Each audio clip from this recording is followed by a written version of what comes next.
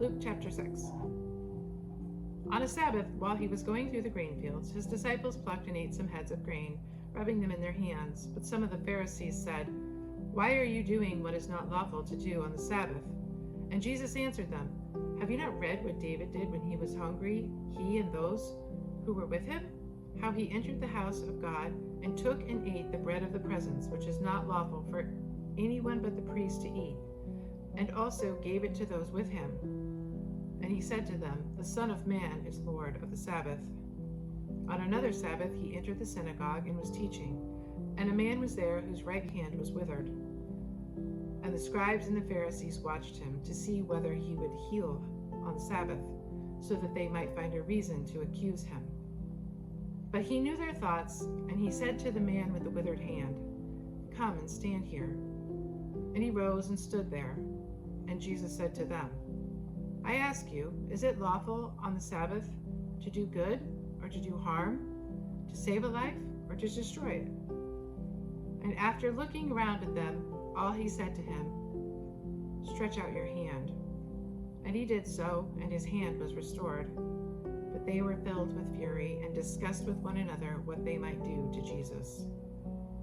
In those days he went out to the mountain to pray, and all night he continued in prayer to God.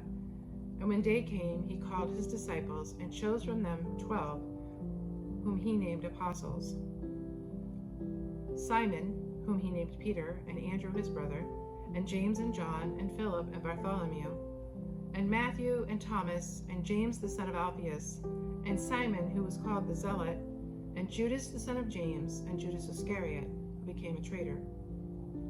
And he came down with them and stood on a level place with a great crowd of his disciples and a great multitude of people from all Judea and Jerusalem and the seacoast of Tyre and Sidon, who came to hear him and to be healed of their diseases. And those who were troubled with unclean spirits were cured.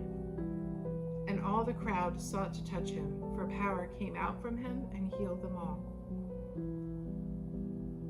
And he lifted up his eyes on his disciples and said, "Blessed are you who are poor, for yours is the kingdom of God. Blessed are you who are hungry, for you shall be satisfied. Blessed are you who weep now, for you shall laugh. Blessed are you when people hate you, and when they exclude you, and revile you, and spurn your name as evil on account of the Son of Man. Rejoice in that day, and leap for joy, for behold, your reward is great in heaven. For so their fathers did to the prophets. But woe to you who are rich, for you have received your consolation. Woe to you who are full now, for you shall be hungry. Woe to you who laugh now, for you shall mourn and weep.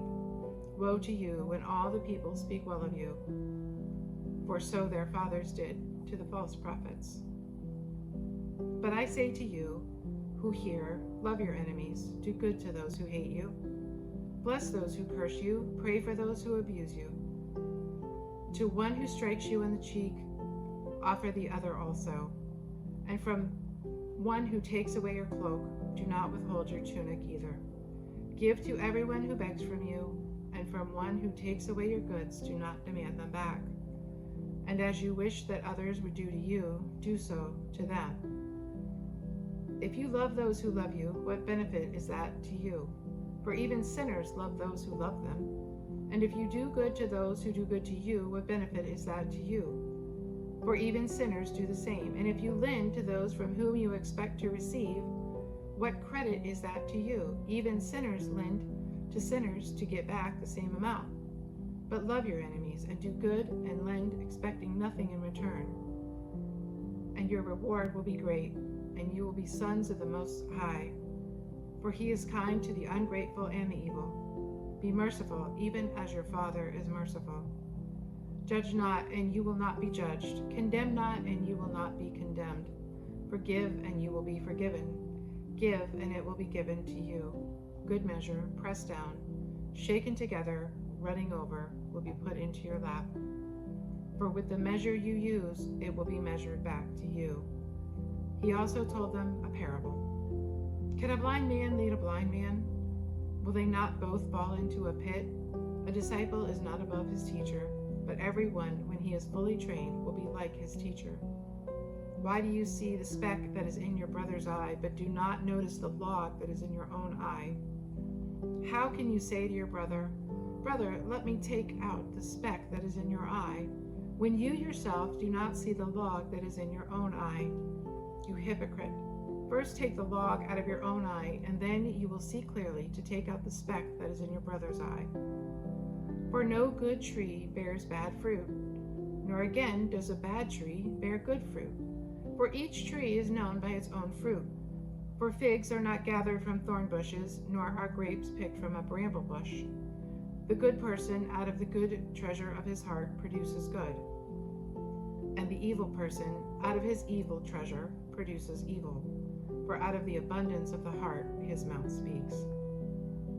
Why do you call me Lord, Lord, and not do what I tell you? Everyone who comes to me and hears my words and does them, I will show you what he is like. He is like a man building a house, who dug deep and laid the foundation on rock. And when a flood arose, the stream broke against that house and could not shake it, because it had been well built. But the one who hears and does not do them is like a man who built a house on ground without a foundation. When the stream broke against it, immediately it fell, and the ruin of that house was great.